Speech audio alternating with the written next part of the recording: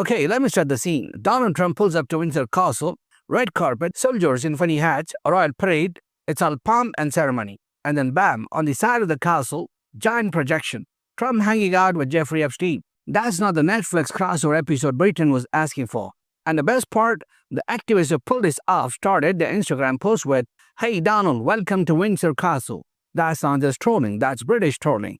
It's like trolling, but with tea, crumpets, and 200 years of colonizer guilt. So yeah, Trump went to the UK this week for a state visit. He got a royal welcome from King Charles and the Windsor Castle crew, and a royal roasting from the actual British public. Because while the monarchy was all "God save the king," the people were like, "God save us from Trump."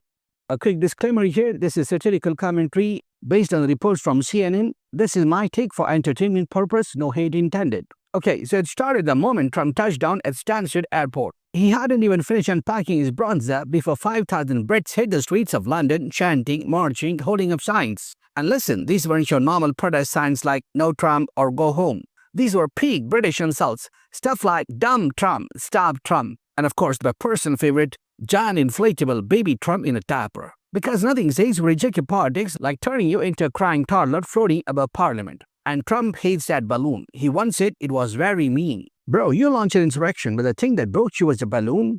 Then came the real masterpiece, activist group led by donkeys. A name that sounds like a bad indie band from Manchester decided to hijack Windsor Castle with the projector. And they didn't just beam Trump's face, they pulled out the nuclear option. Trump plus Epstein, projected on a castle. That's not even activism anymore. That's Game of Thrones level political theater.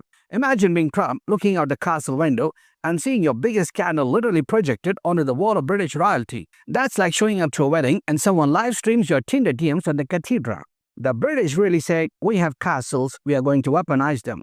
Now, UK authorities tried to shield Trump from all this. They kept his schedule locked indoors, away from protesters. Because nothing says "we love democracy" like hiding the people behind a giant velvet curtain. And even when protesters got creative with projections, cops arrested 4 guys for malicious communications. Bro, malicious communications? They literally plugged in an HDMI cable